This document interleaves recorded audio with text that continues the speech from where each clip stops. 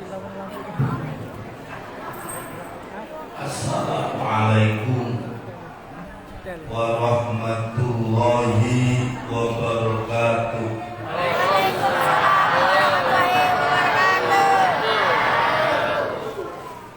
Bismillah, alhamdulillah, wassalatu wassalamu ala rasulillah wa ala alihi wa ashabihi wa mawala, la haula wa la quwwata illa billah. Qalu subhanaka la ilma lana illa ma 'allamtana innaka antal alimul hakim wa la haula wa la quwwata illa billahil aliyyil azim.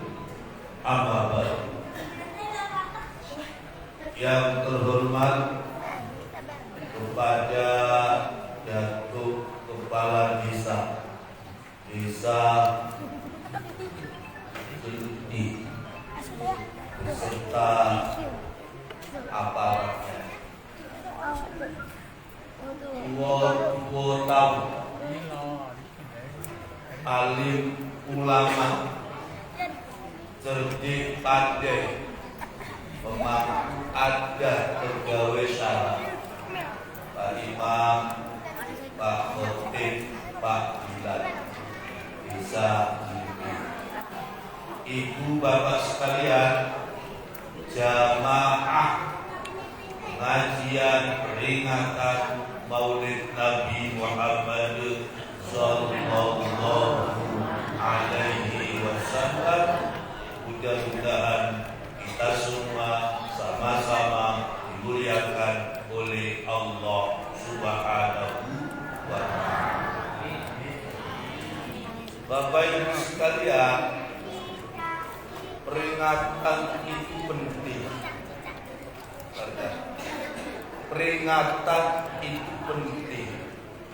Makanya Allah memberikan penekanan dalam Al-Quran, fadzakir fa inna dzikra tanfa'ul mu'minin.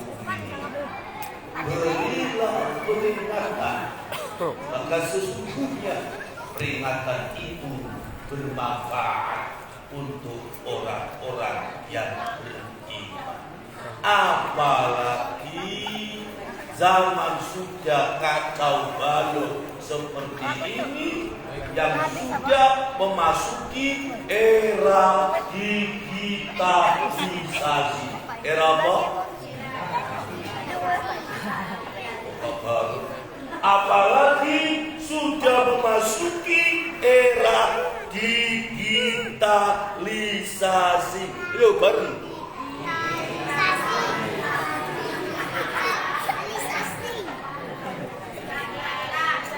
Era digitalisasi itu era apa, Pak Ustaz? Era digitalisasi itu di mana kita memasuki pada satu era semuanya serba cepat. Era digitalisasi, era semuanya serba cepat. Sampai tiga, komunikasi cepat, kerja cepat, cari dosa cepat, cari pahala cepat, ingin kaya cepat, jatuh miskin nanti kita buktikan bahwa sekarang ini kita masuk pada era digitalisasi, semuanya serba kompak. Lah. Kalau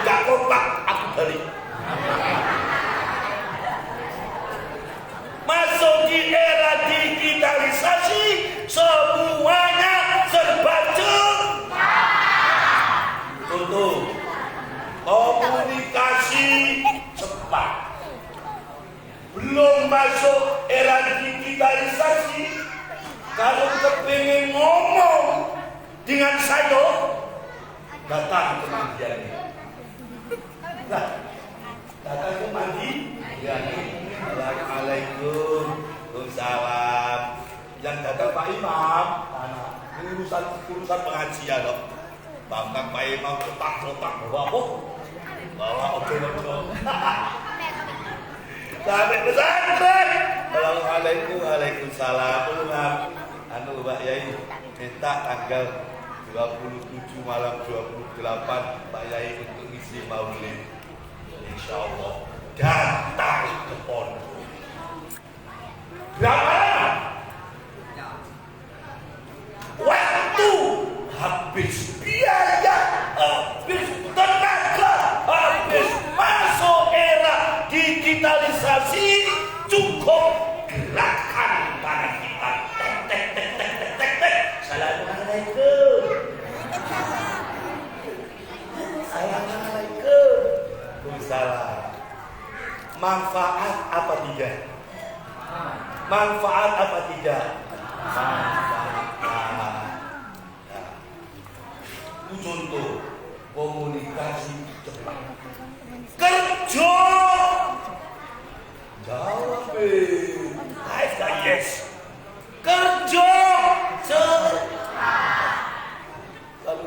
Kalau nak bikin surat, sekarang copy paste selesai. Ya. Cari dosa, cari pahala. Apa ini? Setan gepeng. Setan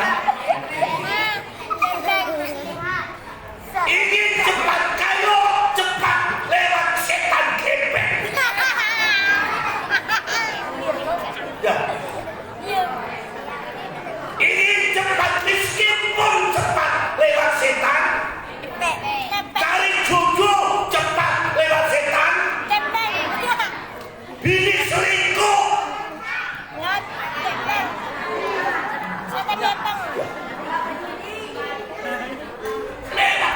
Ya Allah, kami Pak, setiap malam itu keluar, kami nengok setiap pos-pos. Ternyata kemarin lagi viral di Kecamatan Mandiangin, banyak orang tertipu dengan investasi bodong. Di Mandiangin, di sini nggak ada beda. Ini mental orang-orang yang tidak mau kerja, kepingin cepat dapat keuntungan, tapi lewat. Coba sampai pikir dengan otak yang waras. Setor sen cuma 400.000, tiap hari dapat sekian, tiap hari. Kalau bukan mental keraskan setan.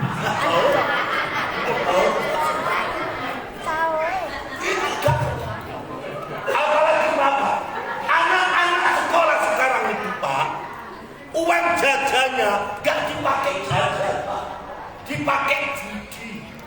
Judi apa ini?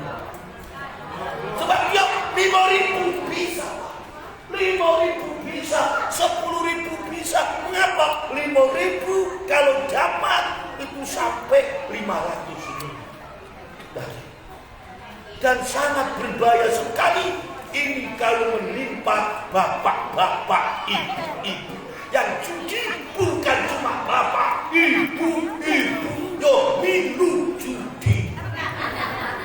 Pengumuman. Halo. Maaf.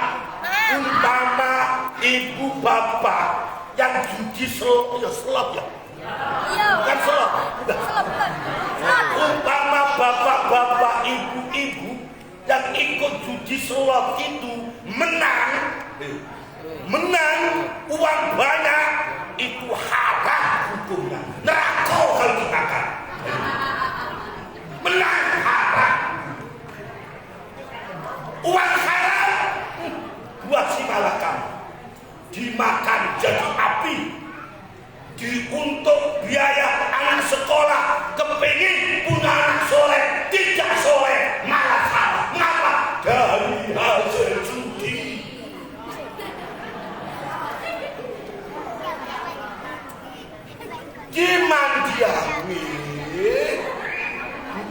sini insya Allah nggak ada.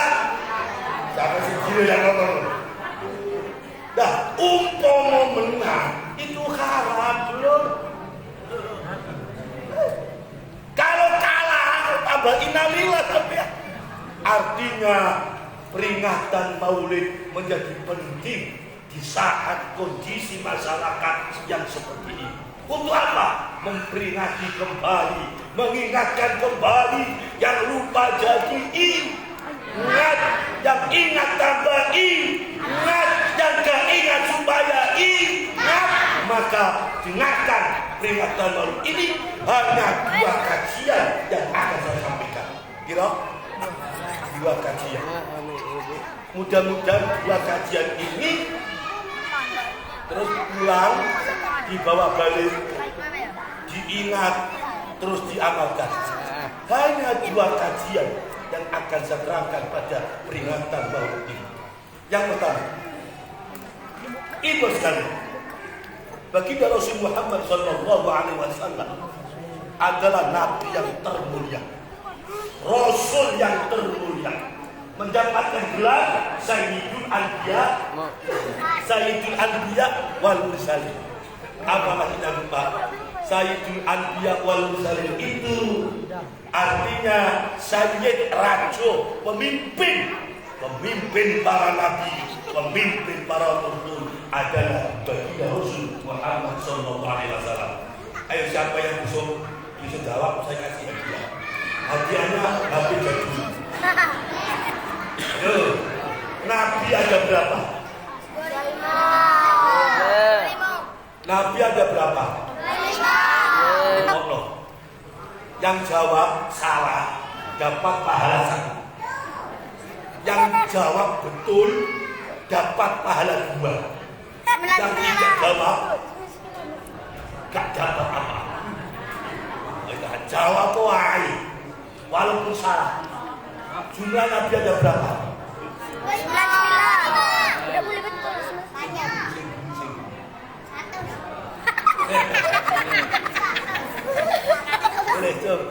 Boleh siap. Jumlah Nabi itu semuanya 124.000. Nah, kan salah. Gitu. 124.000 Nabi. Yang menjadi Rasul 25. 313 Rasul. Nah, 124.000 Nabi, 313 Rasul. Dari 313 Rasul ini yang wajib kita ketahui 25 yang disebutkan dalam Al-Quran.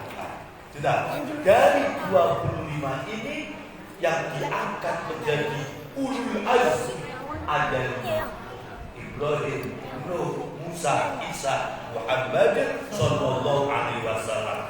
Dari 5 ini diambil 1 sebagai pemimpinnya. Siapa itu? Baginda Rasul Muhammad sallallahu alaihi wasallam. Maka Nabi Muhammad itu disebut Sayyidul Anbiya wal Mursalin, pemimpin para nabi. Yang jumlahnya berapa?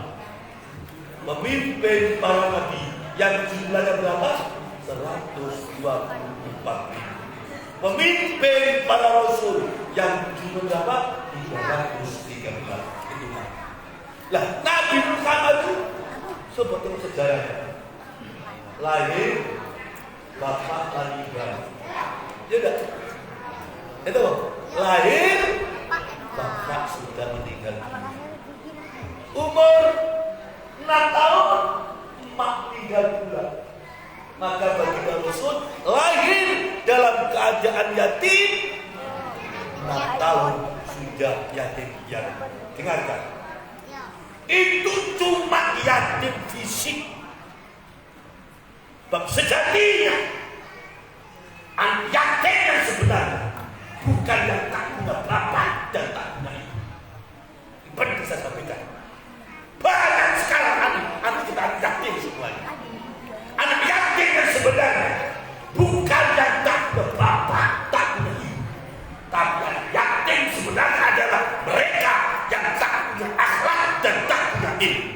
laisal yatim man laisa lahu aqal wa innamal yatim yatimul adab wal ulum. Yatim yang sebenarnya gimana? Bukan mereka yang tak berayah, yang tak beribu. Yatim sebenarnya adalah mereka yang tak beradab, tak berilmu, tak punya ayah, tak punya ibu. Cuma yatim jasmani, yatim fisik.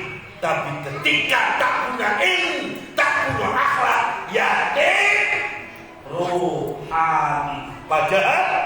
Padahal sejatinya manusia bukan pada fisiknya, tapi manusia pada rohani. Ya. Ibu Bapak, orang itu disebut manusia ketika ada roh. Betul ya? Disebut manusia ketika ada roh. Kalau rohnya nggak ada, sebut apa? Mayit, jenazah. Sudah. Nah, ya. Ketika gak ada roh, apa namanya? Mayit, jenazah. Jadi kalau cuma gak punya ayah, gak punya ibu, kecil, cuma jasmaninya saja yang gak ada yang urus. Tapi ketika tak punya adab dan tak punya ilmu, itulah sejatinya yatim yang sebenarnya. Rasulullah untuk memperingatkan kepada kita bahwa tak punya ayah tak jadi masalah, tak punya ibu tak jadi masalah, asal beradab dan berilmu. Nah, pulau sampai kabeh ngerti lagi. Kita semua sayang dengan anak. 90% yang disayangi jasmaninya. Ya. Sehingga kalau anak balik dari sekolah sudah makan, nak, yang ditanya makan. Bukan, nak, sudah sholat, nak. Ya. Bagaimana nak sholat? Bapak emaknya nggak sholat. Anak minta nanya anak sholat, bapaknya nggak sholat, emaknya nggak sholat. Ternyata bagi itu sukses.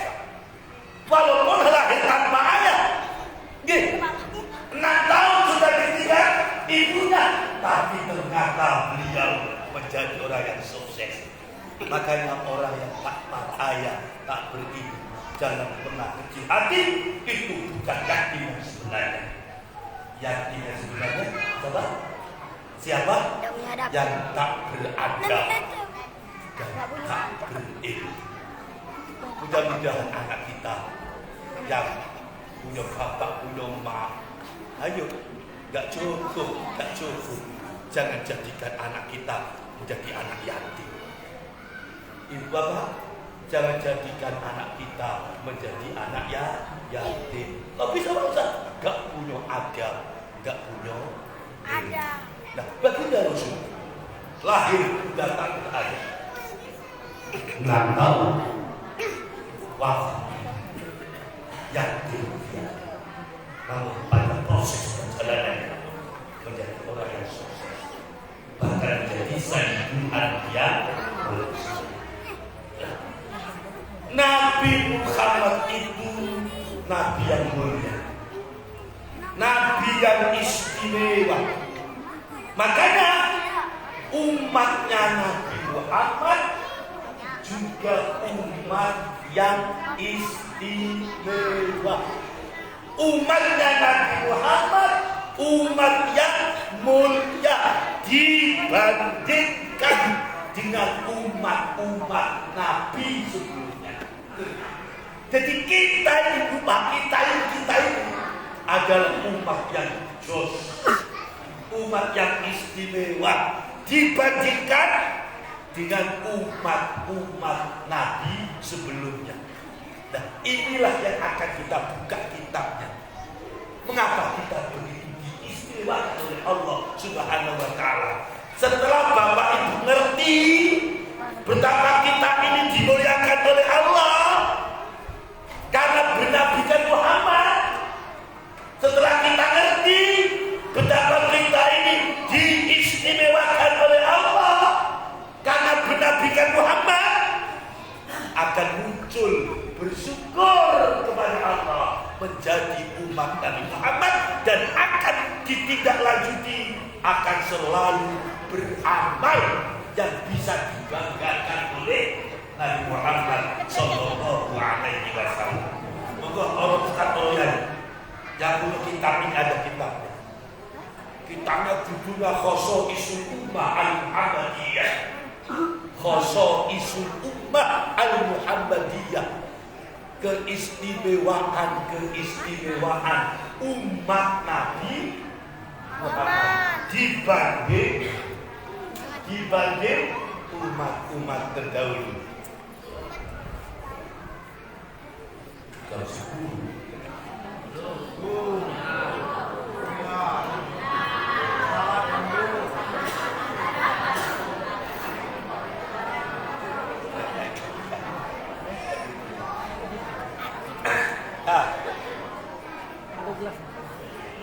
gimana? Enggak ditanya saja ya.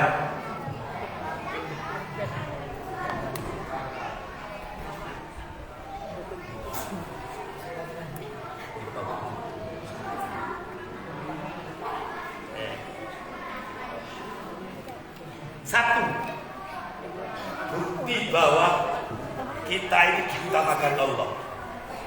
Kita ini diistimewakan Allah dibanding umat. Satu, persoalan masalah mensucikan najis. Masalah mensucikan najis. Mana bedanya? Mana istimewanya kita? Ibu bapak, dulu kalau kena najis itu nggak bisa dicuci. Umat-umat dahulu kalau kena najis nggak bisa dicuci. Terus bagaimana caranya? Yang kena najis dicapak. Jadi kalau jilbab sampean kena tai cecak gunting. Baju kena tai cecak gunting. Kalau 3 titik bolong 3, 7 titik bolong 7, 8 titik bolong 8. Bayangkan Pak, andai syariat itu berlaku untuk kita umat Muhammad, ya Allah, berapa kali ganti jilbab, berapa kali ganti khutbah, berapa kali ganti baju.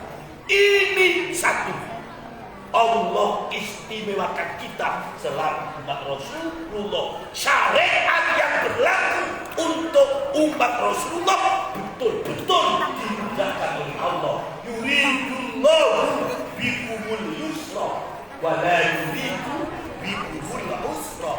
Allah inginkan kepada kalian umat Rasulullah kemudahan. Satu, ya. Apa tadi? Masalah najis. Dulu kena najis gak bisa dicuci. Mana yang terkena najis dicapak. Bukan cuma baju, lantai keramik, kena najis cokil ganti. Tikar karpet kena najis, kilo baju dulu capak bolong.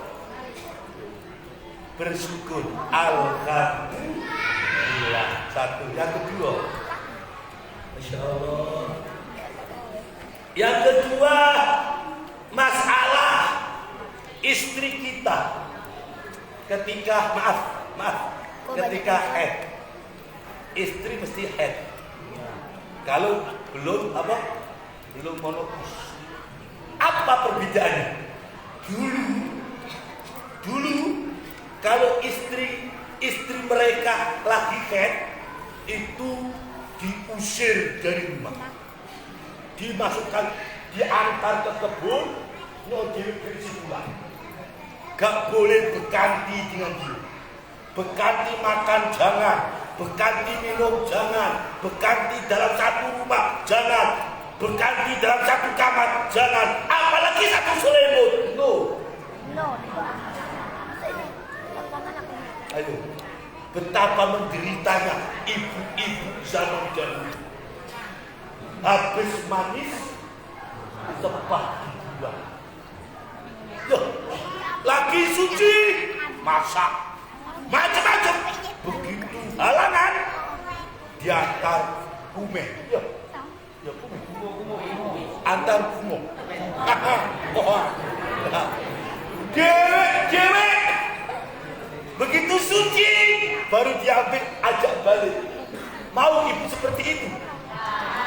Alhamdulillah, memang gak akan terjadi. Mengapa? Karena kita menjadi umat baginda Rasul Muhammad Sallallahu Alaihi Wasallam. Lah berapa? Yang satu? Wow.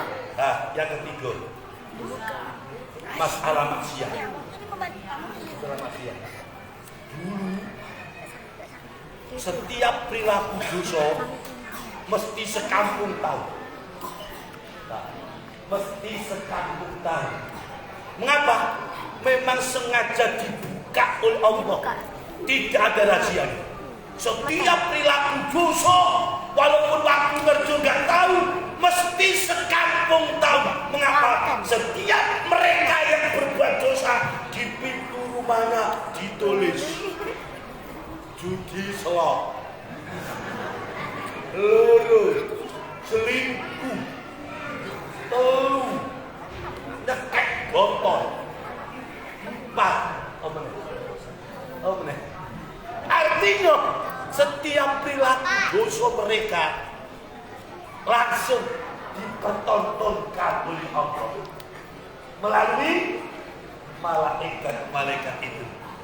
Bagaimana dengan kita dulu? Apa?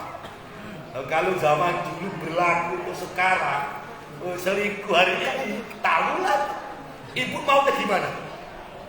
Sangat jujur. Masya Allah. Tapi untuk umat Rasulullah, istimewanya kita gimana?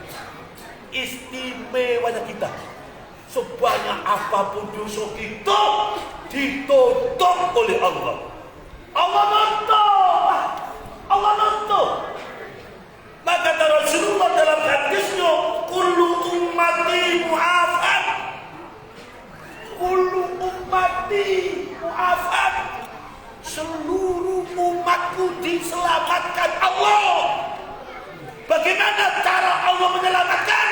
Dosa kita ditutup Allah. Makanya kalau ada orang senang dengan kita, puji dengan kita, bukan karena kehebatan kita, tapi karena dosa kita ditutup oleh Allah Subhanahu wa ta'ala.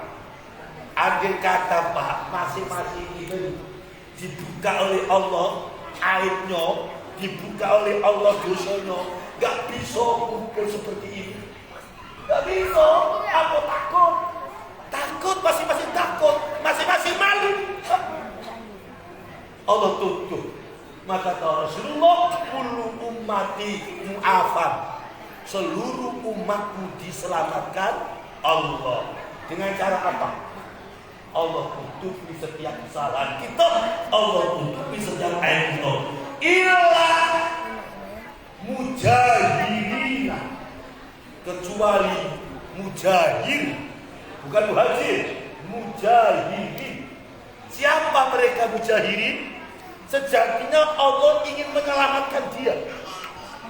Dosanya ditutup oleh Allah, kesalahannya ditutup oleh Allah, tapi ternyata dia sendiri yang membongkar-bongkar kesalahannya. Apa katanya? Malam dia dosa, pagi dia cerita, "Hoi malam tadi hebatnya biduan bertiga ini saya." Pada orang gak tahu dia berjoget dengan biduan, tapi dia cerita. Model kolak yang kata Rasulullah disebut mujahidin. Allah tutup kesalahan itu, justru dia sendiri yang membukanya. Orang gak tahu dia dapat menang judi selot. Oh, ceritoy awak hebat, lihat menang awak melengkap. Dosa malah bangga. Dah, satu masalah dosa. Lah berapa? 3. Pertama, najis. Yang kedua, istri kita ketika haid. Yang keempat, masalah perilaku maksiat itu ditutup oleh Allah. Yang keempat,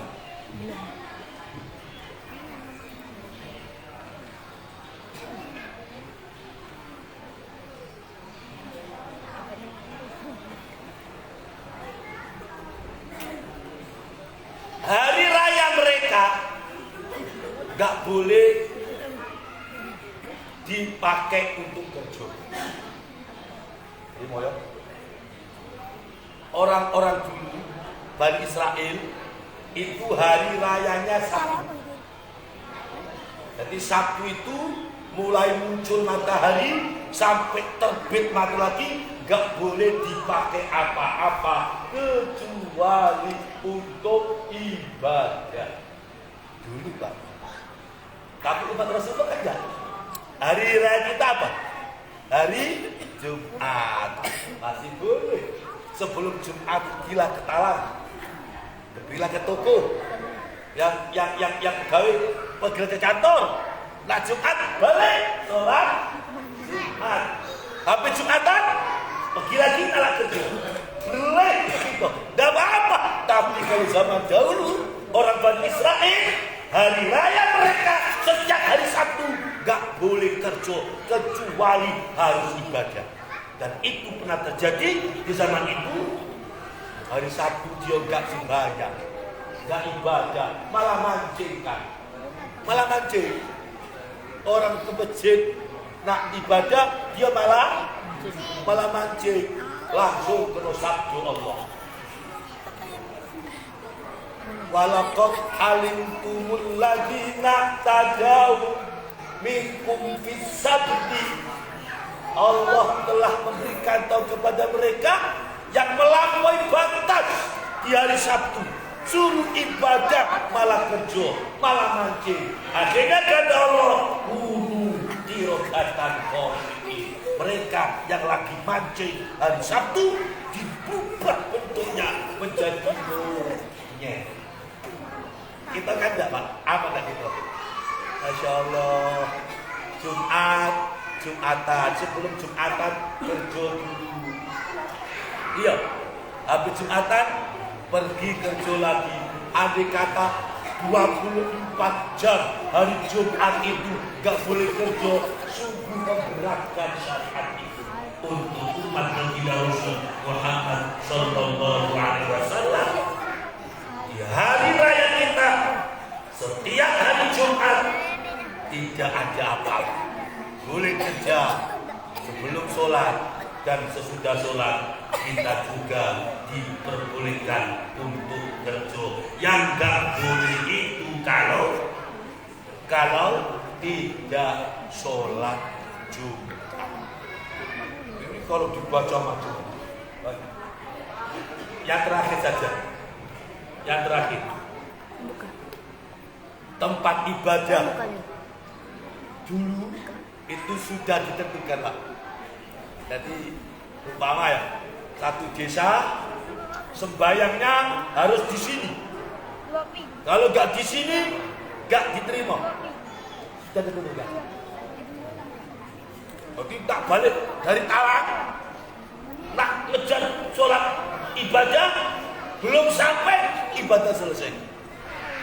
Tapi untuk kita Rasulullah ada di mana saja lagi di talang boleh sholat di talang, lagi di kebun boleh sholat di kebun, di rumah boleh. Waju'ilatil ardu kulluha masjidan.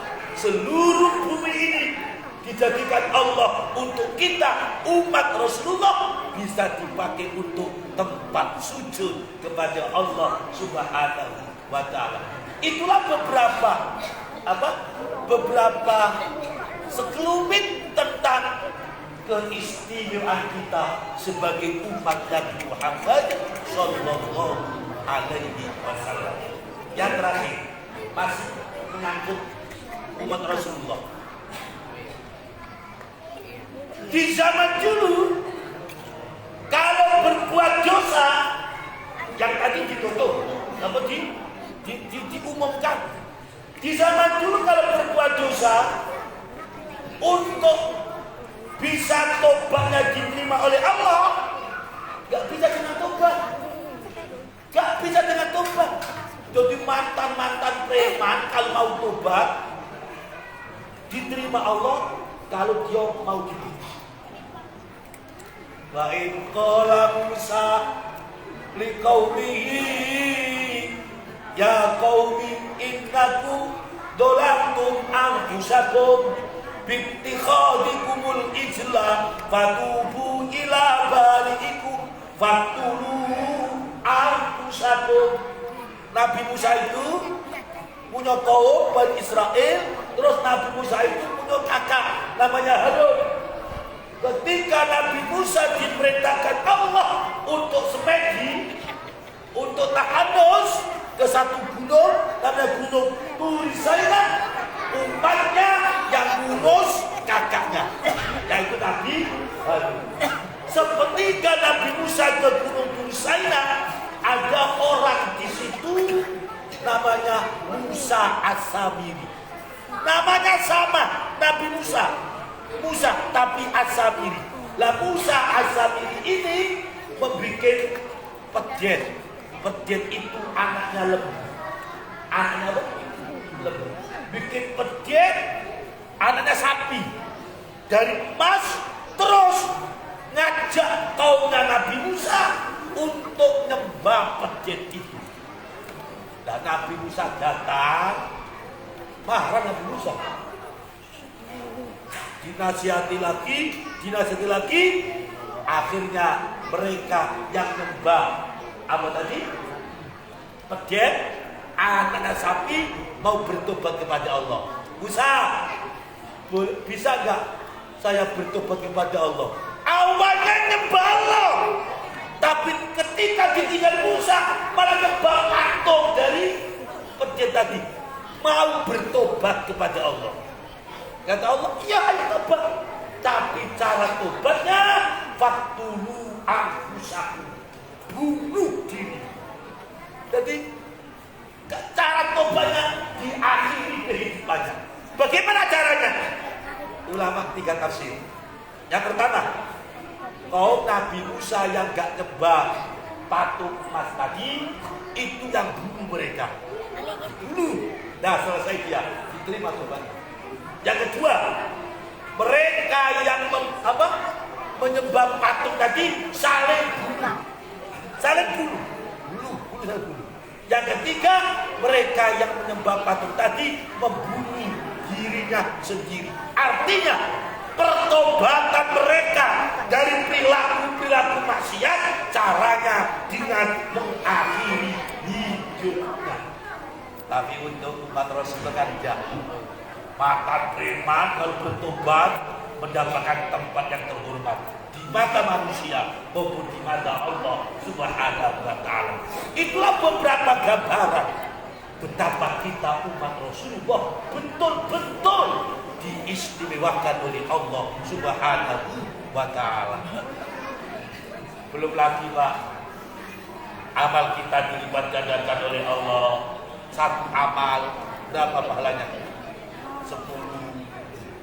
Satu dosa, satu kejahatan, satu dosa, satu kebaikan, 10 pahala. Itu minimal. Bahkan ada yang lipat pahalanya. Itu pertama, keistimewaan umat Nabi Muhammad Sallallahu Alaihi Wasallam. Itu kepada ibu semuanya. Mari bersyukur kepada Allah. Bersyukur menjadi umat Nabi Muhammad Sallallahu Alaihi Wasallam. Yang kedua, keistimewaan ibadah membaca sholawat. Tadi keistimewaan umat Muhammad Sallallahu Alaihi Wasallam. Kalau yang kedua, keistimewaan ibadah membaca sholawat. Ada 2 istimewanya baca sholawat ada dua. Pertama, maca sholawat mesti diterima Allah. Mesti diterima Allah. Yang lain kita nggak tahu. Amal itu ada tiga.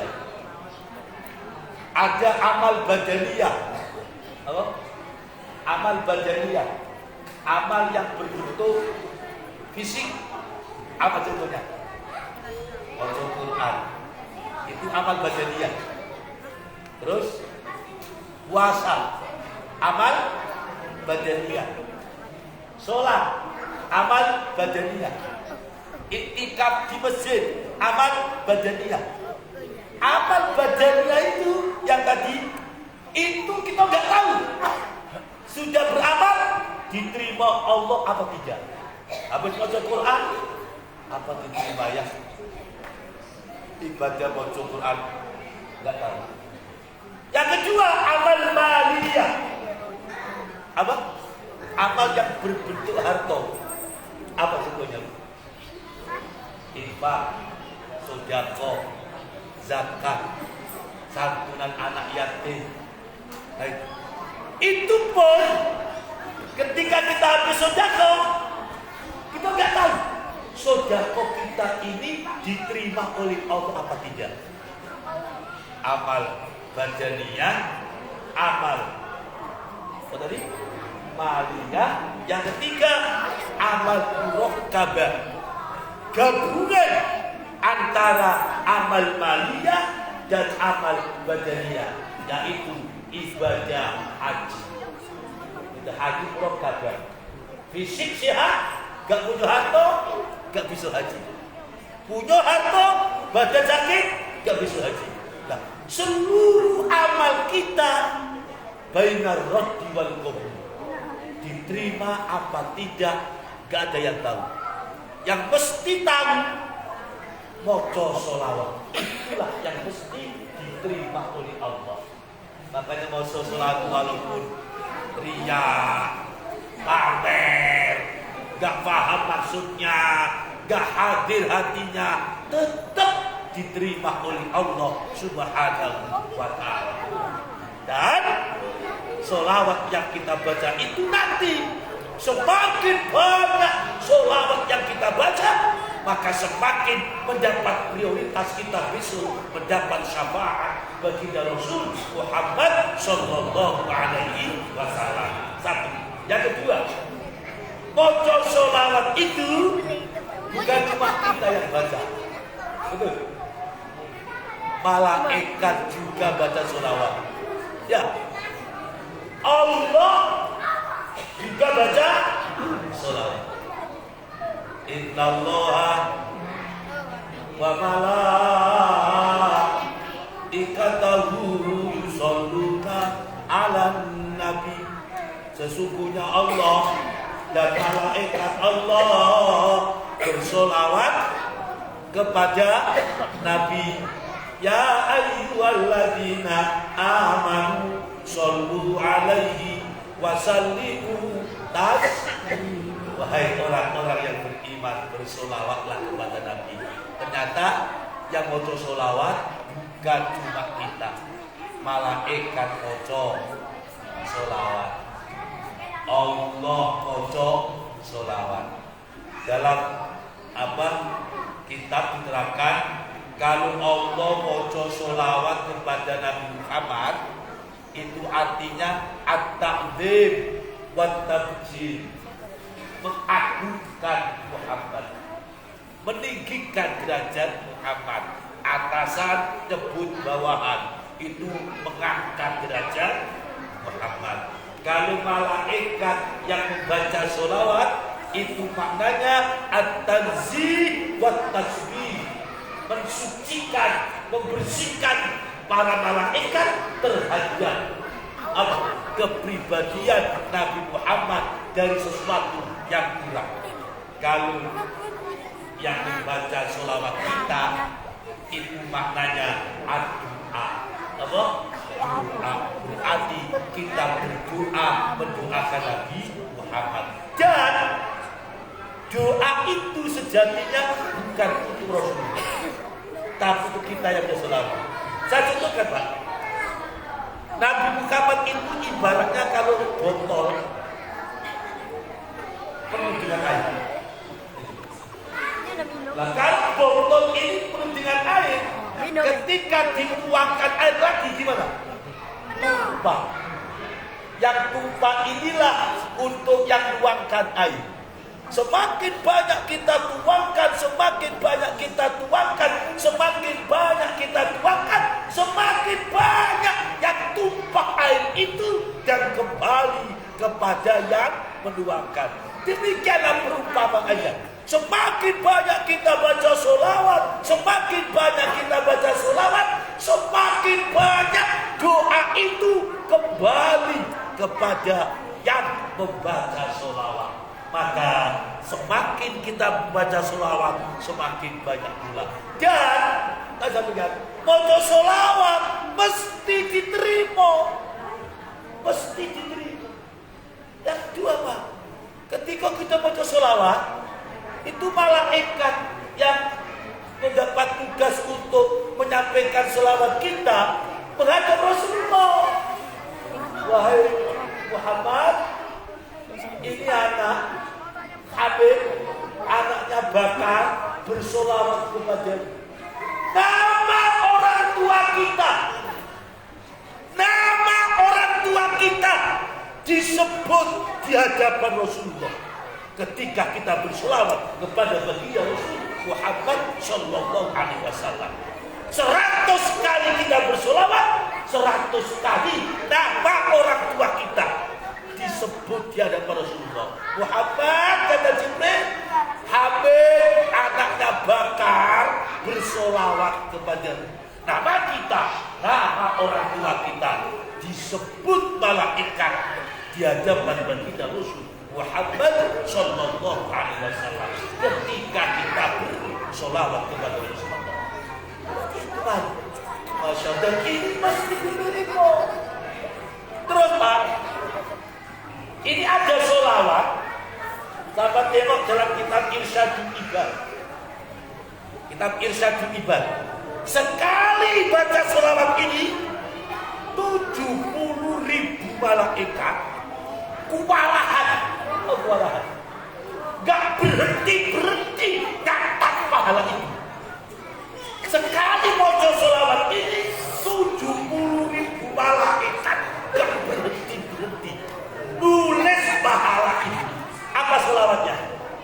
Jazallahu anna sayyidana Muhammadan sallallahu alaihi wasallam ma huwa ahlu. Sampai tengok di kitab Irsyadul Ibad bab baca sholawat. Satu baris ini, jazallahu anna sayyidana Muhammadan sallallahu alaihi wasallam ma huwa ahluhu. Jazallahu anna sayyidana Muhammadan sallallahu alaihi wasallam ma huwa ahluhu. Sekali loh. Tadi baca selawat 70.000 malaikat. Gak berhenti nulis pahalanya tadi. Bukan seorang malaikat, 70.000 malaikat. Maka kepada bang semua, ayo mulai peringatan maulid kita start dari sekarang. Kita perbanyak baca selawat. Kalau guru saya, gurunya Pak kita, gurunya Pak Budi, itu memberikan amalan kepada kami santrinya, sholawatnya 313 saja minimal. Jadi guru kami, guru Pak Budi, guru Pak Musa ini, itu santri langitan dijazai sholawatnya minimal 313.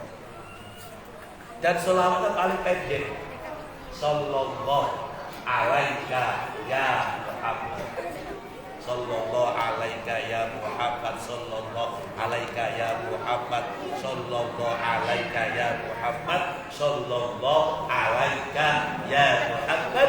Setiap hari, setiap malam minimal 313. Tapi beliau menyandingkan, tahu menyandingkan, gak cukup selawat, harus disandingkan dengan istighfar. Mengapa harus disandingkan dengan istighfar? Karena istighfar itu fungsinya membersihkan rohani.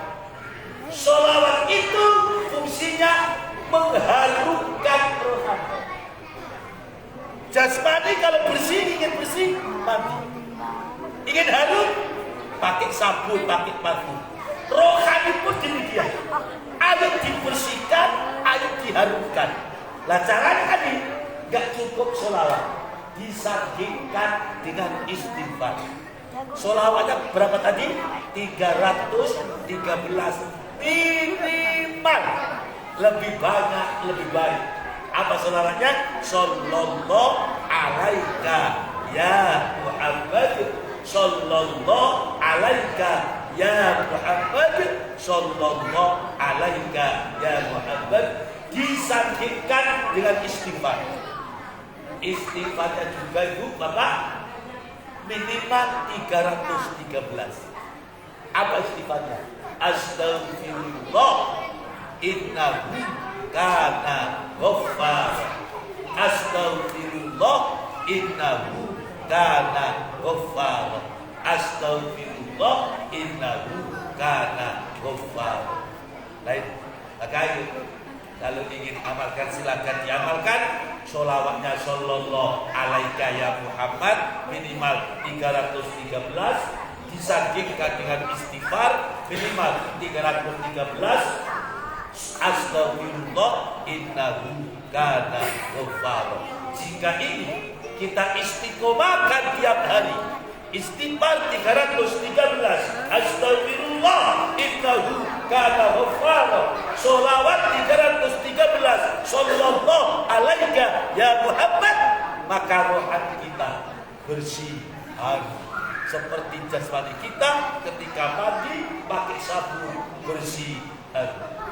Sholawat luar biasa, mesti diterima. Yang baca bukan cuma kita, malaikat bersolawat, Allah subhanahu wa ta'ala juga bersolawat. Demikian, mudah-mudahan manfaat untuk saya pribadi dan kita semua. Ringkasnya, pertama, bersyukurlah kepada Allah menjadi umat Muhammad, umat yang diistimewakan oleh Allah, di mana seluruh syariat yang kita kerjakan dimudahkan oleh Allah subhanahu wa ta'ala. Yang kedua, ayo tanda kita bersyukur kepada Allah, bersyukur kepada Rasulullah, kita perbanyak bersolawat. Istimewanya apa? Mesti diterima oleh Allah subhanahu wa ta'ala. Mudah-mudahan manfaat untuk saya pribadi dan kita semua. Kurang lebihnya mohon maaf yang sebesar-besarnya. Wallahu muwaffiq ila aqwamit thoriq. Wassalamualaikum warahmatullahi wabarakatuh.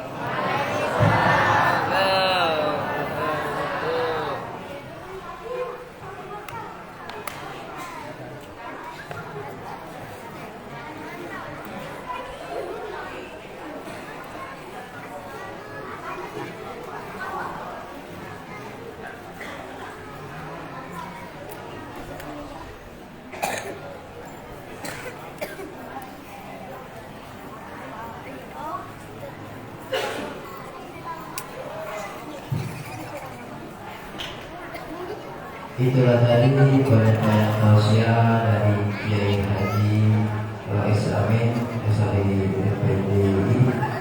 Selanjutnya yaitu doa dan mohon ketersediaan kembali Bapak dan Kiai Haji Rais untuk membaca doa.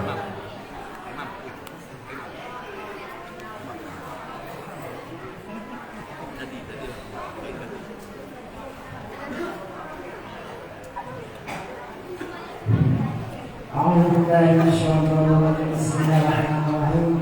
الحمد لله رب العالمين حمد الشاكرين حمد الناعمين حمد يسيرا وكافر مزيدا. يا ربنا لك الحمد كالفرد وعظيم سلطانك. اللهم صل على سيدنا محمد الطب ولا وشفائها ومن الشر والقبور والنشر وسلم.